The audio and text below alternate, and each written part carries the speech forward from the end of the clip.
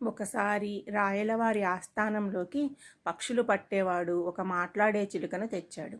దాన్ని చూసి ముచ్చటపడిన రాయలవారు ఆ వేటగానికి ఒక మంచి బహుమానం ఇచ్చి ఆ చిలుకను తీసుకొని పంజరంలో పెట్టి దాన్ని తన పడక గదిలోనే కొంత దూరంలో ఉంచారు. రోజు తెల్లవారగానే రాయలవారికి నిద్రలేచే సమయంలో కృష్ణారామ అనడం అలవాటు. అలా ఉదయాన్నే ఆ మాటలు వినగా వినగా ఆ చిలుకకు ఆ మాటలు చక్కగా పలకడం వచ్చింది. ఒకరోజు ఉదయాన్నే రాయలవారు నిద్రలేచి కృష్ణారామ అనే మాటలు పలకబోతూ ఉండగా వెంటనే ఆ చిలుక కృష్ణారామ అని పలకడం మొదలుపెట్టింది. ఆ చిలుక అలా దైవనామం జపిస్తూ ఉండడం రాయలవారిని ఆశ్చర్యపరిచింది.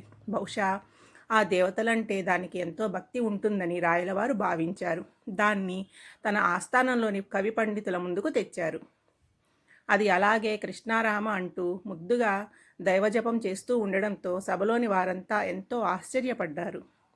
అది పూర్వజన్మలో గొప్ప భక్తురాలై ఉంటుంది, ఈ జన్మలో చిలుకై జన్మించిన భక్తి మాత్రం అలాగే ఉండిపోయింది అని తలా ఒక రకంగా మాట్లాడుతూ దాన్ని పూజించితే పుణ్యం వస్తుందని పూజించడం మొదలుపెట్టారు.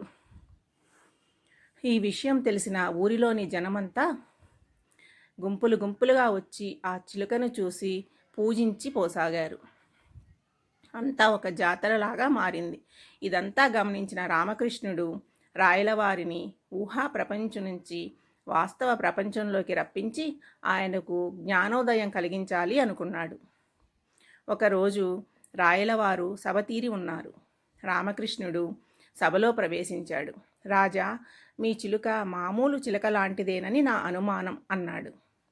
రాయలవారికి కోపం వచ్చింది. రామకృష్ణ, నువ్వు నా చిలుకను అవమానిస్తున్నావు. అది ఒక పవిత్రమైన భక్తిగల చిలుక. అది దైవనామ స్మరణం జపించడం ఎన్నడూ మరిచిపోదు అన్నారు. రామకృష్ణుడు, ప్రభు, దానికి నేర్పించిన మాటలే పలుకుతుంది, కానీ ఇతరమైనవేవి దానికి తెలియవు అన్నాడు. దానికి రాయలవారు, రామకృష్ణ, నువ్వు అన్న మాటలకు నేను నిన్ను శిక్షించాలి, కానీ నేను నీకు ఒక అవకాశం ఇస్తున్నాను. రుజువు చేయాలి, లేదంటే శిక్ష తప్పదు అంటూ కోపంగా సింహాసనం నుంచి లేచి అంతఃపురంలోకి వెళ్ళిపోయారు. రామకృష్ణుడు రాజు ఆజ్ఞను తలదాల్చి రాత్రివేళ చిలుక పంజరానికి సమీపంలో పిల్లిని ఉంచి దాక్కున్నాడు. అది మాటిమాటికి మ్యావ్ అంటూ ఉండడంతో చిలుక దైవనామ స్మరణం విడిచి మ్యావ్ అని పలకడం మొదలుపెట్టింది. రామకృష్ణుడు పిల్లిని తీసుకుని మెల్లగా అక్కడ నుండి జారుకున్నాడు. ఉదయాన్నే రాయలవారు యథావిధిగా దైవస్మరణ చేయబోతూ ఉంటే సమీపంలో పిల్లి కూత వినిపించింది. రాయలు భటుల్ని పిలిచి పిల్లిని వెతికించారు.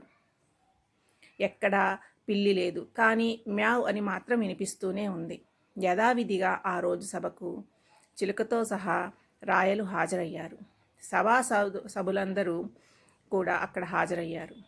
రామకృష్ణుడు ఇతర ఆస్థాన కవులు పండితులు వచ్చారు. ఇంతలో మ్యావ్ అని అరుపు మళ్ళీ వినిపించింది. పిల్లి మాత్రం కనిపించలేదు. అప్పుడు రామకృష్ణుడు అందరినీ చిలుక ఉన్న గదిలోకి తీసుకువెళ్ళాడు.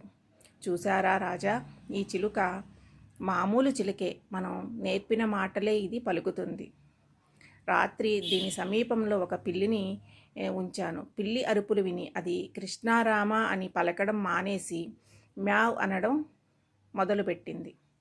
అలాగే మీ పడక గదిలో ఉన్నప్పుడు మీరు నిద్రలేవగానే కృష్ణారామ అని మీరు అంటూ ఉండడంతో అది ఆ మాటలే నేర్చుకుంది. కానీ అది పూర్వజన్మలో భక్తురాలు కాదు, అది పవిత్రమైన చిలుక కాదు అంటూ రామకృష్ణుడు పలకగా రాయలవారు తన పొరపాటును గ్రహించి రామకృష్ణుడు తన కళ్ళు తెరిపించినందుకు సత్కరించి పంపారు. ప్రజలు అది భక్తిగల చిలుక కాదని పూజించడం మానుకున్నారు.